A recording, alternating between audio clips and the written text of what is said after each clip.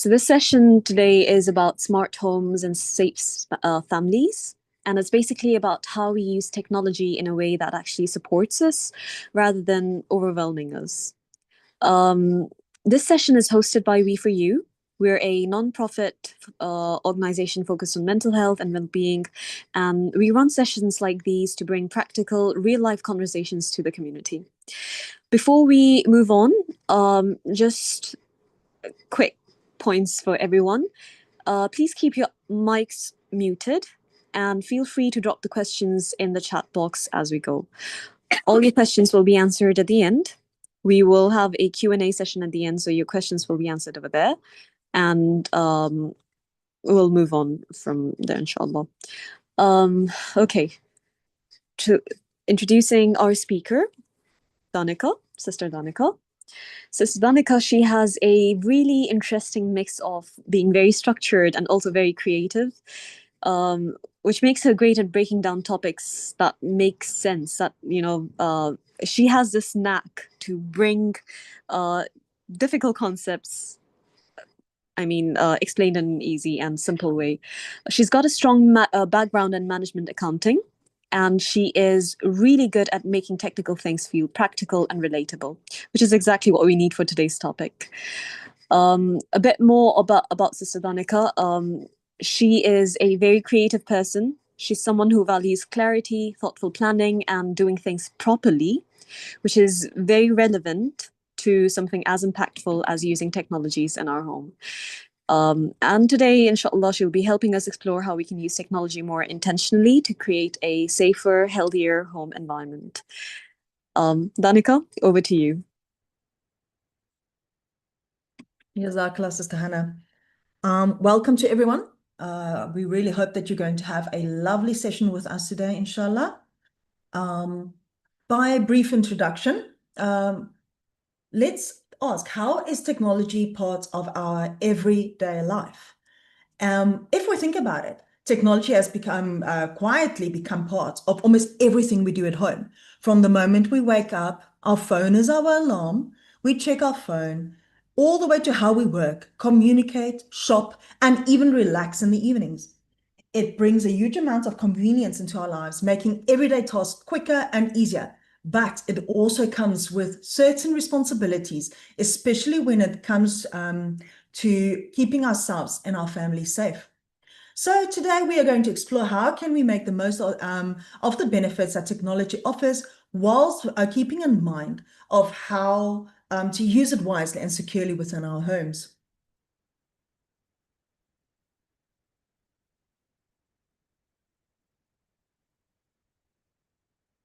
We will be touching the subject of convenience that technology provides us, but how can we go about it safely? The reality is technology is everywhere. With or without I would like to say, even knowledge, it is there.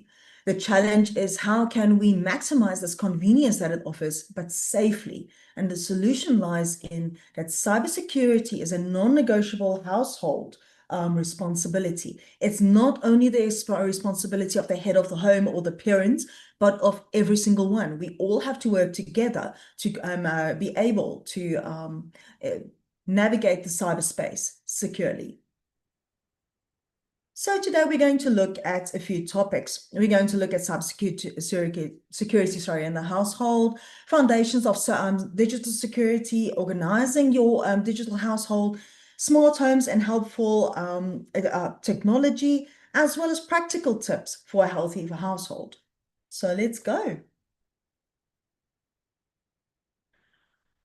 Why is cybersecurity in the household? Why is cyber safety in the household is a responsibility? Cybersecurity is no longer just an individual concern. It is a shared responsibility within the household. Every family member, from parents to children, play a role in maintaining a safe digital environment.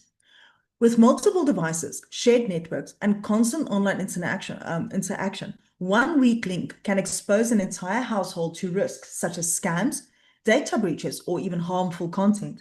By working together to establish safe habits, set clear rules, stay informed, Families can create a secure and supportive digital space for everyone.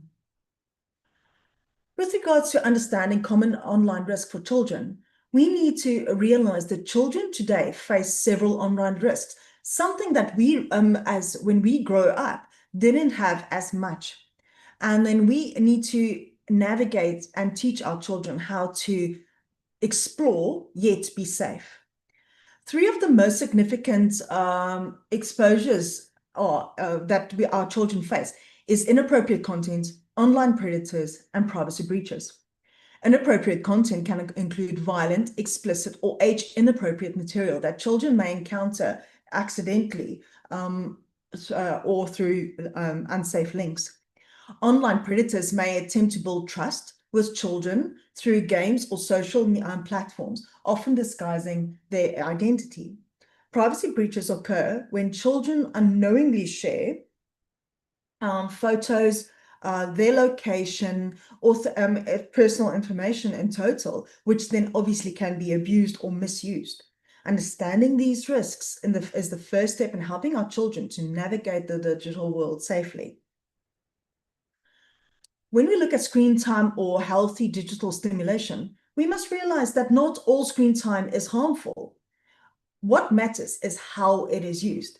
Passive screen time, such as endlessly scrolling or watching videos without engagement, we all know going through that rabbit hole can negatively impact attention, sleep, and overall well-being.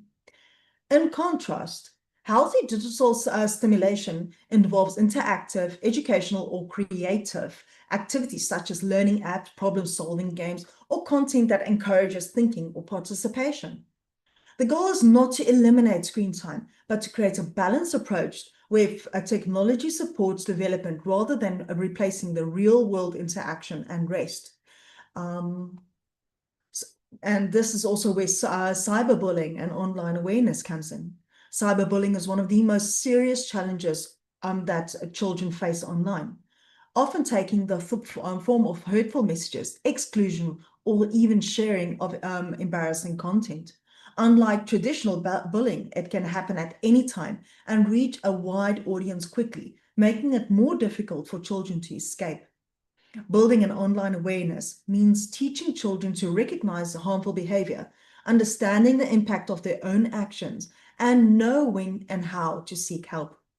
Open communication is essential so that children can feel safe reporting issues without the fear of punishment or judgment or even blaming the victim.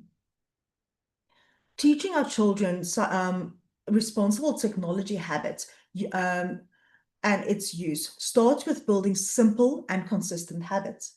Children should learn to think before they share, understanding that anything posted online can be permanent and widely seen. They should also practice respectful communication, treating others online with the same kindness expected in real life.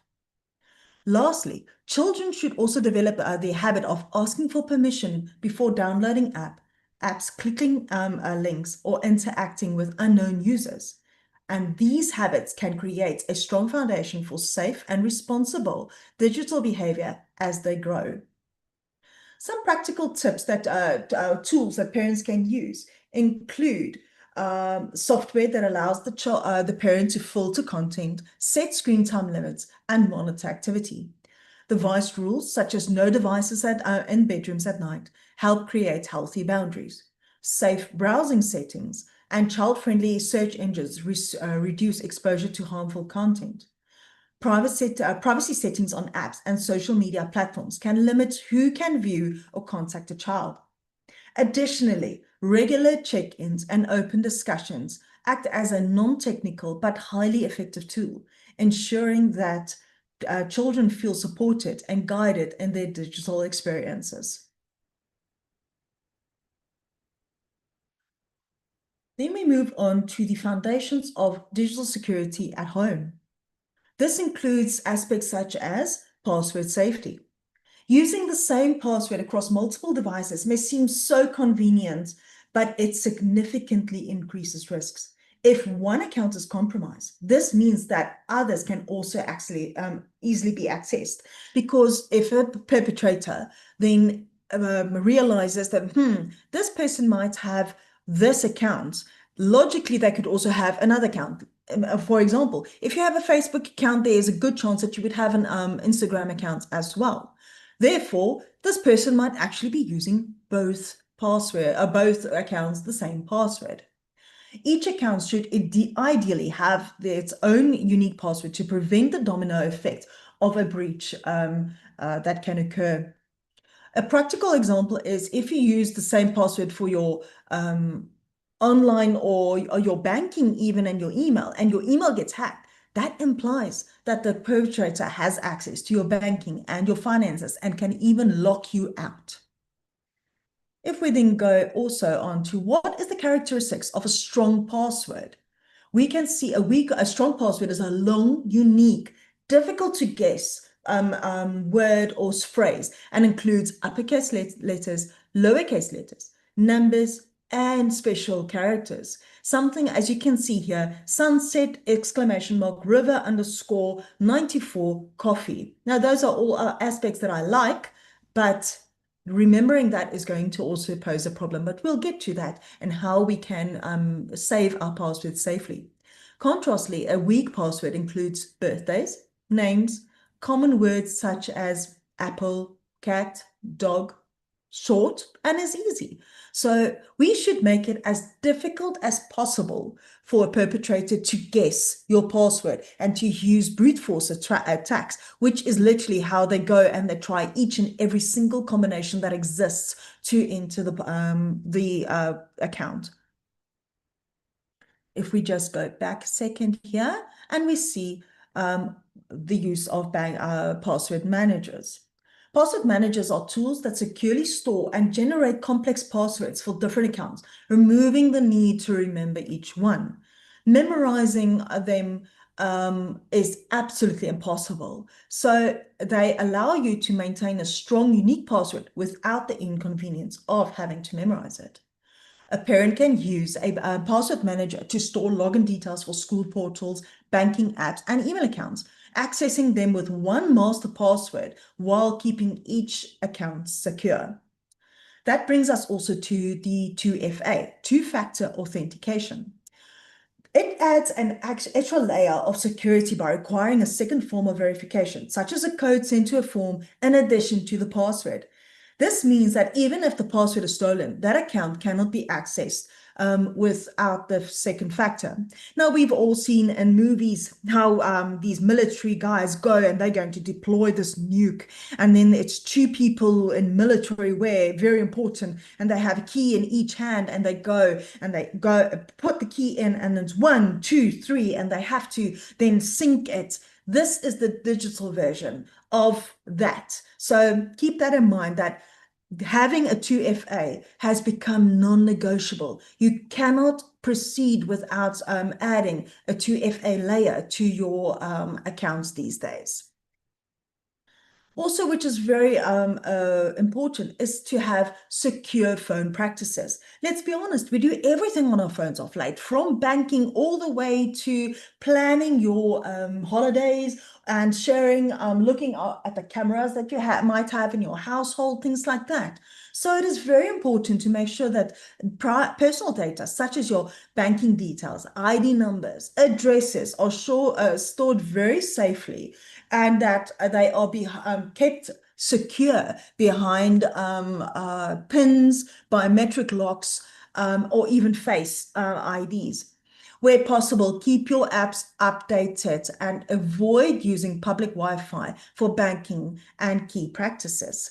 And something that is an example is, instead of using a PIN like 1, 2, 3, 4, use a 6-digit PIN or a finger lock and avoid logging into banking apps whilst you are connected to a public Wi-Fi, such as those that you can find at a cafe.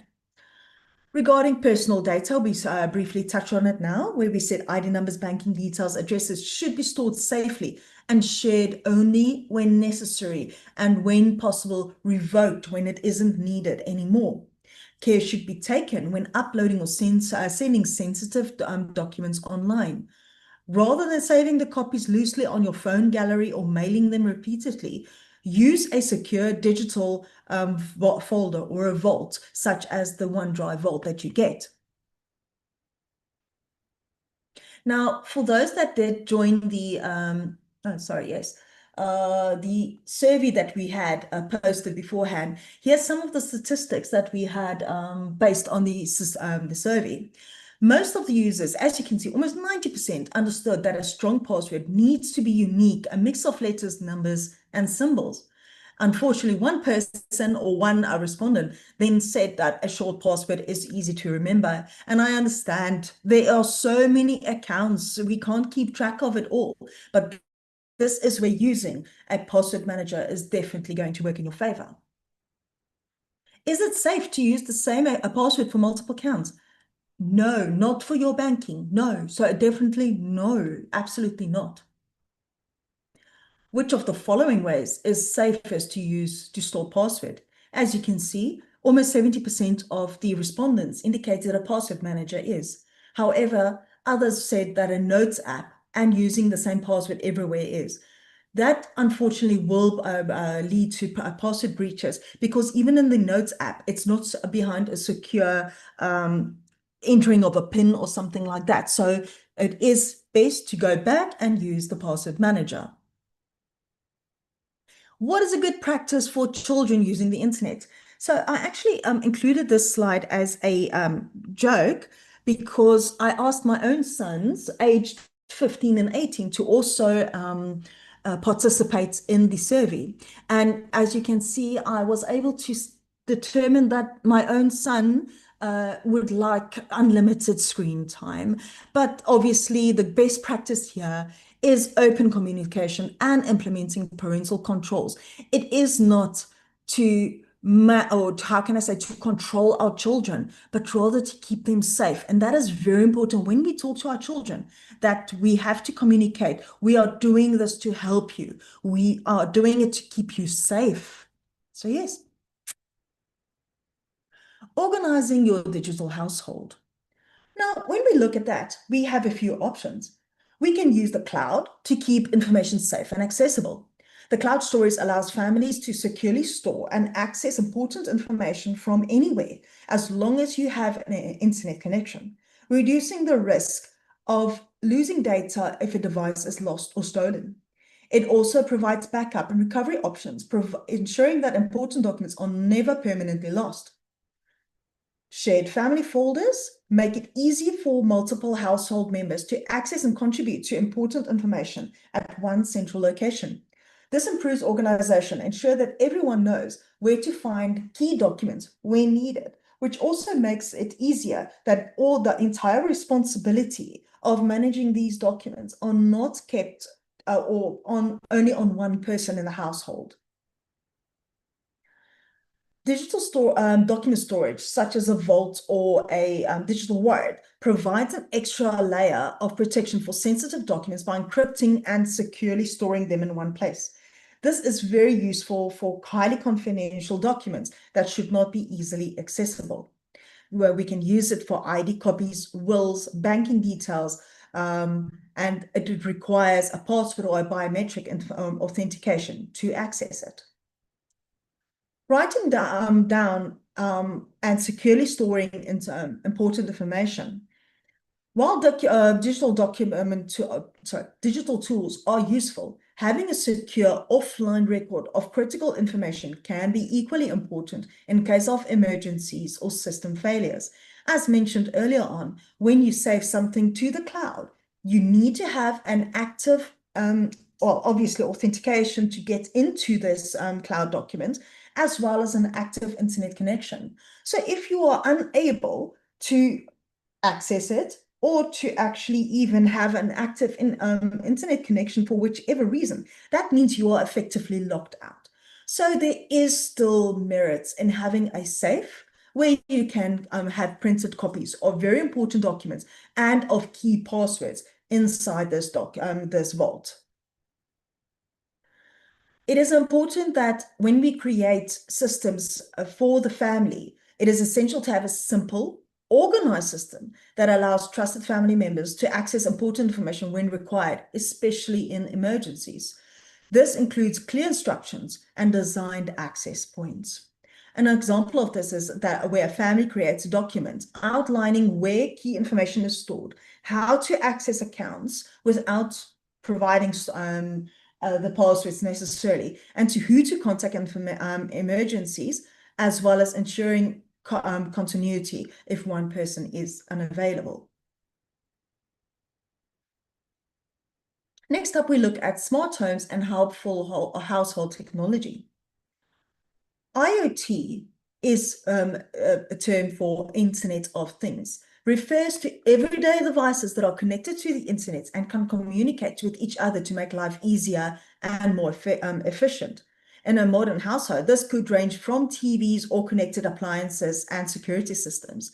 Nowadays, our washing machines, our dishwashers, they all come with Wi-Fi to let you know, hi, no, I'm out of salt, or I need rinse aid, or I'm done. Things like that. And you can then monitor without having to worry, and also know when, or wonder, when is it finishing? When is it finishing? It is done. Here we go. Here's a notification for you.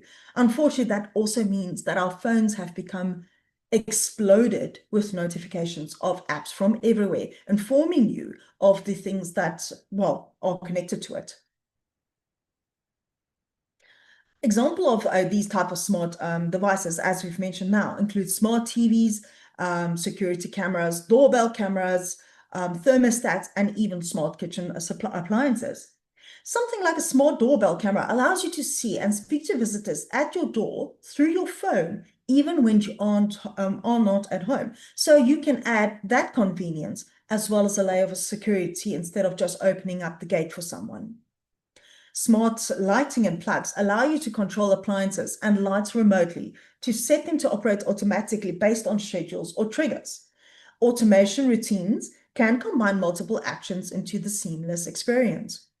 The ones I use is that I have a few smart lights that go on at certain times and they go off at other times. And then when the one goes off, the other goes on. This is very convenient as well when you are not home, to make it seem as if there is still movement inside the household, making your house just seem a bit more safer to perpetrators who might suspect that your home is unattended.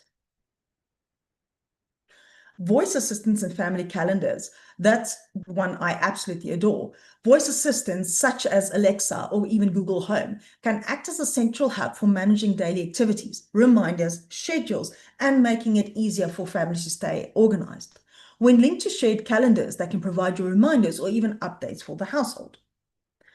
One of the greatest benefits of smart technology is the ability to reduce the mental load of managing a household by automating repetitive tasks, such as turning on the outdoor lights at sunset and off at sunrise, removes the need to remember it every day. This allows families to focus on meaningful activities rather than constant reminders and manual tasks. When we look at what benefits and what smart devices we can have in our religion, this is amazing. Smart technology is increasingly being designed to support Muslims in maintaining their daily routine while navigating modern life.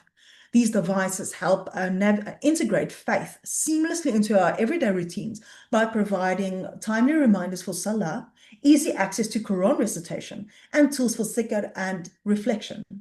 Rather than being a distraction, technology, when used correctly and intentionally, can strengthen consistency in worship, especially in busy households where schedules can easily cause important moments to be missed. In a family setting, these tools can create a shared spiritual environment, gently reminding everyone of prayer times, encouraging collective participation in acts of worship. They are particularly helpful for children as they build awareness and routine from a young age in an engaging and accessible manner. By combining convenience with purpose, smart Islamic devices allow families to remain connected to their deen while benefiting from the ease of modern technology. So, some smart devices for Muslim include a smart azan, a prayer clock, a smart watch with Qibla and a Salah alerts, which is very awesome, especially when you are traveling. smart Quran speakers that recite du'as, recitations of the Quran, and azan at the touch of a button. Smart tasbih counters or rings that help you to digitally perform your zikr and sync with apps progress tracking. Also, a smart home assistant, such as I mentioned, Alexa, Google Home, can be set up to for remind you of prayer times and the play Quran and other Islamic routines. One of the routines that or automations that I use is that at night when I put my phone on charge, automatically it will start to play a few surahs that I've selected from the Quran from a playlist, and it will switch off my bed light so that I know this is part of my bed routine.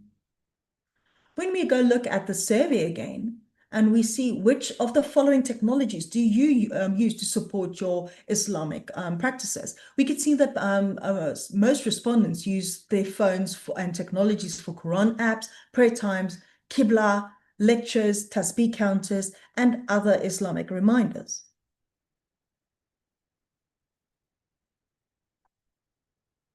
Next up, we look at practical tips for a healthy tech household.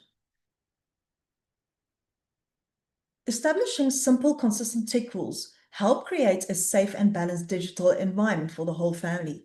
Some of these rules can include no devices during meals to encourage connection and conversation, no unsupervised device use in bedrooms, especially at night, to help promote healthy sleep habits, and adding a rule that children must ask permission before downloading apps or joining new platforms.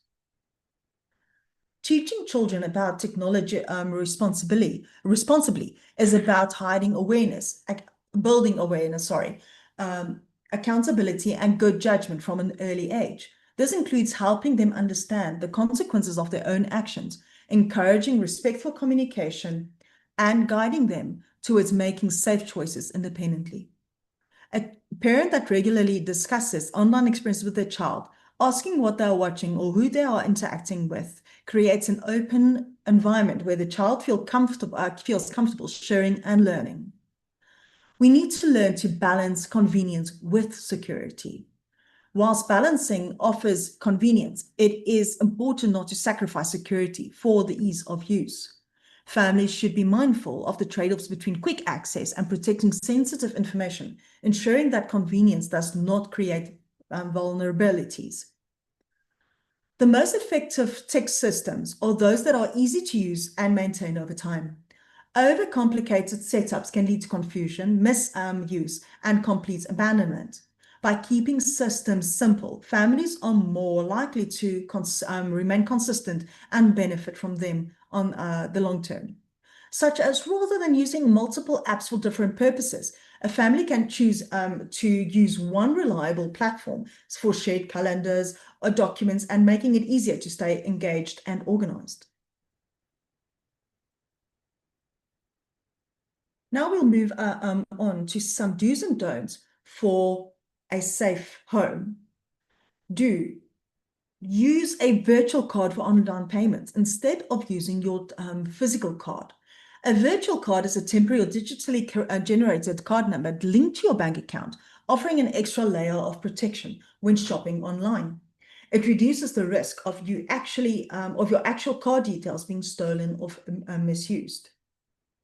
Always check for HTTPS in website addresses. Always ensure that the website begins with HTTPS rather than just HTTP before entering any personal or payment information. The S stands for secure, meaning the data shared between your browser and the website is encrypted and protected. So when you make a payment, it is very important that you first check the address bar of your browser and you make sure that there's a small padlock icon confirming that the site is indeed secure. Regular updates are essential because they often include security patches that protect against newly discovered threats. Ignoring these updates can leave devices vulnerable to attacks. As we've discussed earlier on, enabling two-factor authentication adds a second layer of verification that significantly increases account security. Even if a password is then compromised, the account remains protected. Use strong, unique passwords for each account. Each account should have its own password that prevents multiple accounts from being compromised if one is breached. Have open conversations about online safety. And by creating a culture of openness, it encourages children and family members to report concerns and mistakes without fear. The don'ts of a safe digital home. Don't share passwords.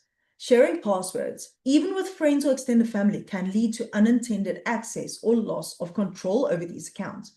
Once it is shared, it becomes very difficult to track who actually still has access.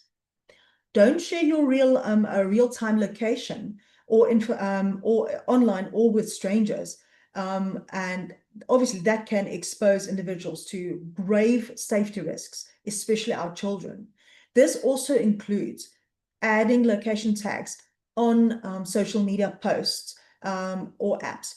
What we should remember is posting a live location while you are out, you are unintentionally actually revealing where you are not, which is probably your home. Photos shared online can be misused, altered, or distributed without consent and often remain online permanently. You think you are sharing an innocent photo of a child in school uniform, but that unfortunately also reveals your child's school location and daily routine. Don't click on suspicious links or downloads. Unknown links may contain malware or lead to phishing sites designed to steal your information. Don't use public Wi-Fi for sensitive transactions. Public networks are often unsecured, making them easier for attackers to intercept data. Now that we've reached almost the end, let's do a recap of today's takeaways. In today's session, we have reinforced that technology, when used intentionally and safely, can enhance both the security and efficiency of our homes. We've explored how cybersecurity is a shared household responsibility, particularly in protecting our children from common online risks and guiding them towards healthy digital habits. We have covered the foundation of digital security, including strong and unique passwords, 2FA, secure devices, and the importance of protecting personal data. We have also looked at the practical ways to organize the digital household through cloud storage, shared systems, and clear access to important information, as well as how smart technology can reduce daily stress and support routines. Importantly, we have highlighted the everyday do's and don'ts that form the backbone of a safe digital home. These small habits are very powerful, especially when combined with simple family tech rules and a balanced approach to convenience and security, ensuring that technology remains a tool that serves the household. Ultimately, the key takeaway is that a safe, well-managed digital home is built on awareness, consistency, and intentional use of technology. Creating a safe and effective digital household does not require a complete overhaul overnight. The most sustainable approach is to start with small, manageable changes and build it from there. Where it is introducing one tech new rule or enabling 2FA on important accounts, each step contributes to a stronger and more organized system. Over time, these small actions become habits, and those habits form a routine that supports the household naturally. By focusing on consistency rather than perfection, families can create a balanced and secure digital environment, which is both practical and sustainable. Thank you. We'll be going over to the Q&As now. Thank you, Danika. Thank you for such an enlightening talk. I believe a lot of us have taken a lot from what you've shared. And inshallah, I can see a lot of I can see questions coming in as you were speaking as well. So we'll go through them one by one, inshallah. Okay, the first question that I see here: how do we protect our children from content that are unsafe? Sometimes, even with videos made for kids, children are exposed to things that are inappropriate. Well, what I used to do, especially when my children were very smaller, I would first watch the video myself and then only permit my children to watch the video afterwards. It is quite time consuming, but as you say, unfortunately, whilst they are actually watching it, you see that this isn't as inappropriate or appropriate as you have thought. Um, so definitely that would be one measure that I could recommend. Also, you can set the device for a certain age, so you can have control over what apps and information is then distributed to the child. If you see that it is still inappropriate for that child's age or for your household, you can reduce the age restriction or make it stronger, if I could say it like that. Thank you. Okay, thank you. The next question here, how can I remember all my passwords? For now, they're all saved on my phone, but what if my phone gets lost or maybe uh I don't have my phone? How can I log in then? That is a very good question. That is where the password managers and 2FA comes in. It is very important to, in addition to your 2FA, have a way to access your account with a password or even with an email. So, whilst having your phone in your hand, you also receive an email, which is not necessarily bound only to your phone, where you receive a six-digit code that you need to enter, things like that. In the event when your phone is stolen, it is very important to log in and change all your passwords and to deactivate the password manager. If I take the Apple passwords account, they actually now, or the app passwords app that comes onto your phone, you are able to block that as well to ensure that nobody else has access with it other than your biometric information. However, when you get a new phone and you log in securely with that device, you will have access to that then again. So definitely, I would recommend look at using a password manager such as the Passwords app on an Apple device. Okay, thank you for that.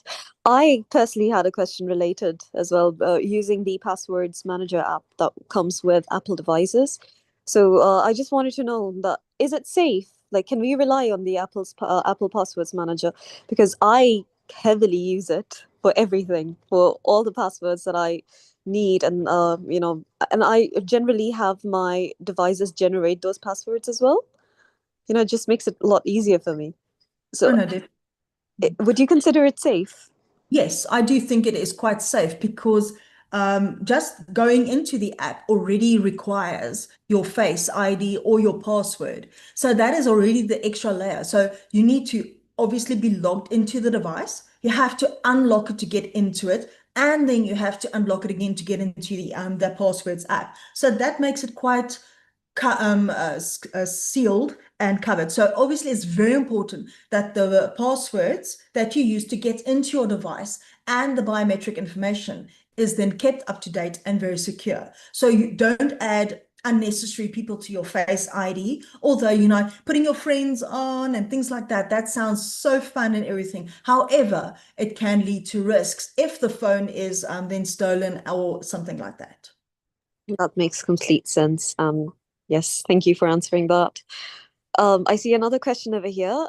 Is it true that using public Wi-Fi is not safe for digital privacy, especially bank accounts? Yes, definitely. Most public Wi-Fi's are unsecured, which means that they don't have that HTTPS layer that we've spoken about that encrypts your data.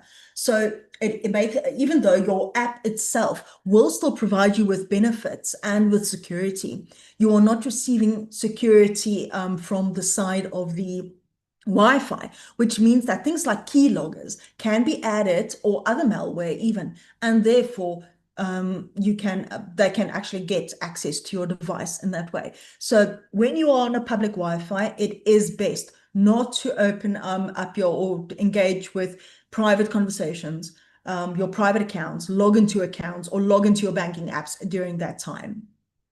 It's actually, in theory, best to just stay away from it where possible, but unfortunately, it isn't always possible. So then we need to manage what we are doing rather than just seamlessly and innocently using it. That makes a lot of sense. Thank you for answering that. And I personally wasn't aware of this. So I'm glad that this question was asked here. Okay. Do pop-up ads help hackers hack your phone? I suffer from many pop-up ads on my iPhone and laptop. Is there a way to prevent them from popping on screen? Yes, you can definitely add in a malware protecting app or antivirus such as AVG or Kaspersky or things like that. So that is definitely something. Regarding whether ads can or make it easier for perpetrators to enter your phone, it is definitely not impossible. It isn't. So when you go into your device and you download an app, it is very important that you scrutinize whether it has pop-ups, paid content, things like that, to ensure that you have the ability to balance when can you use this app safely or not. Sometimes when you use apps that you aren't sure of, it might actually be best to use them with airplane mode on so that you can still derive the benefits from the app. However, your phone is not, how can I say, communicating data to any servers. Thank you. Thank you for the tip as well, and for answering that question. I want to just add in one more point over here, or I just want to, add my own question. And I see another question over here, so I'll ask you that in a bit. Um, is it true that our phones heat up when it is being hacked, or if it has been hacked?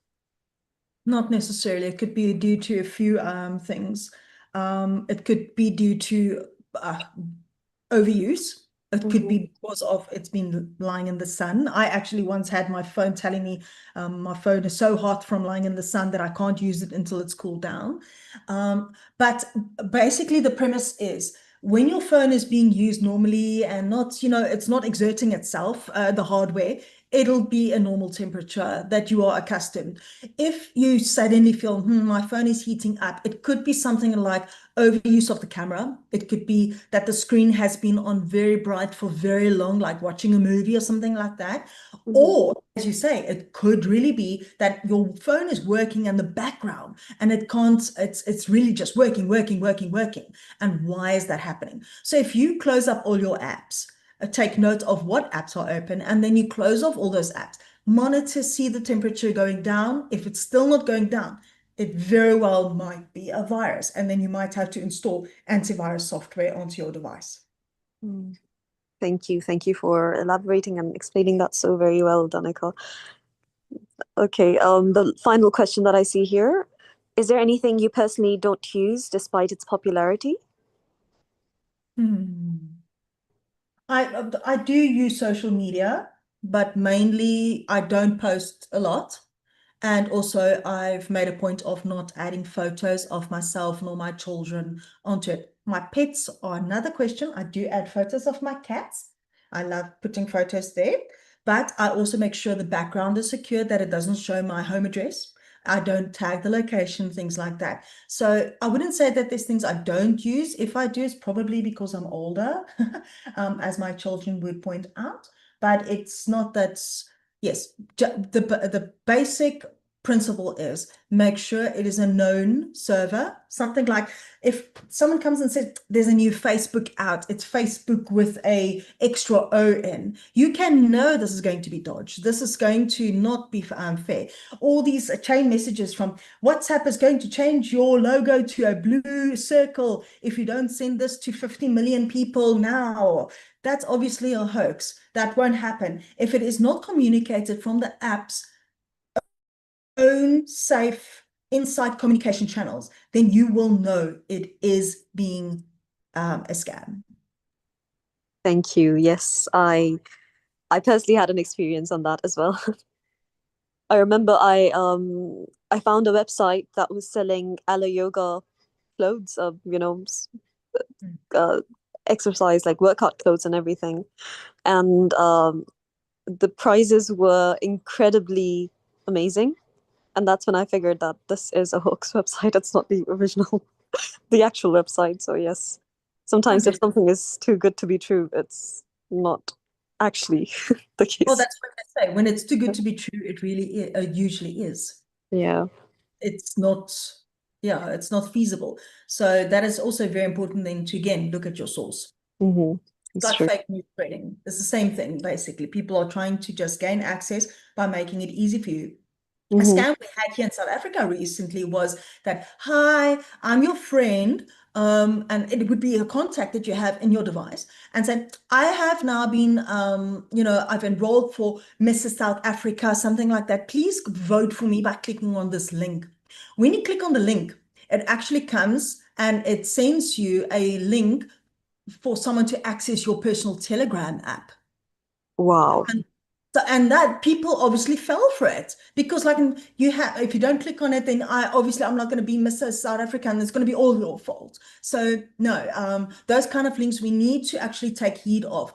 And at the end of the day, her phone was being hacked, and she had put on her Facebook Facebook and WhatsApp status, "Hi all, please, my accounts have been hacked. If you receive any messages from me, it's not me." So that's also something that you can do in the event of your devices being hacked, or taken over or something like that. The moment you realize it, make all your family and friends and the contacts on your phone aware of it so that they don't inadvertently give the incorrect information.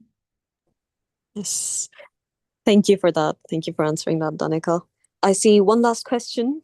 It just came in now, and we're going to be just taking this, and then we'll be closing the session. Um, is it true your phone always watches and listens to you? If so, how can I prevent it? As much as I would love to say no, I have also realized that sometimes I'm just thinking of something or having a conversation with someone about a topic. And next moment, I get ads on my Facebook or wherever for that exact thing that I was now just discussing. So I want to say, everybody promotes, oh, we are so safe, we are so secure. However, not everyone is. And unfortunately, scams and scammers and hacker evolve quicker than what security does. That in the end of the day, you need a law to make sure that something that has happened doesn't happen again. And the same goes for hacking. There first needs to be exploitment of a loophole before a security patch is usually applied. Obviously, you try to do it as much as possible beforehand, but you can't always get there. So the bottom line is, I'm not suggesting walking around with your phone on airplane mode the most time, but if your phone can't hear it, it can't access or go process it. So that's the bottom line. If you're going to have very difficult or very private discussions around your phone with someone in person, I would really recommend that you don't do it with your phone close by. It's sad, but that's the reality. That is sad. That is truly sad. Thank you again, Danika. Thank you for answering all the questions and for such a valuable and informative session. And thank you to everyone who's joined us today. I'm just going to take you back and tell you a little bit about our organization, We For You. We are a not for profit organization really committed to creating spaces that support you and not just provide awareness, but for practical change. And with these sessions that we will be holding every Saturday, inshallah, we hope that conversations like these are a big part of making and bringing about a change in society. We For You is here to provide non clinical support to the community.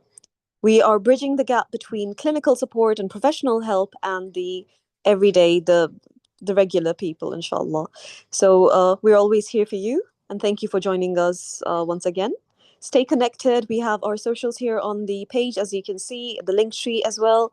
You can scan the QR here, take a picture if you'd like, and you can join us for our future sessions, or keep stay connected with us, inshallah. And Sister Ayla here has been posting on the chat box as well. You can join using the link as well. Moving on, next week we are going to have another session, same time. It's on the power of perspective with Sister Layla, emotional well-being and healthy relationships. Feel free to join us, and we would love to have you there. And then the week after, which is on the 25th of April, we're going to have a talk on the cyclical brain, understanding your energy, emotions, and focus across the month. And this talk is going to be with me. So hopefully I would see you all there. And thank you for joining us once again, and wishing you all a safe and peaceful day ahead. Take care and see you again. Assalamu alaikum. Walaikum salam. Thank you for joining.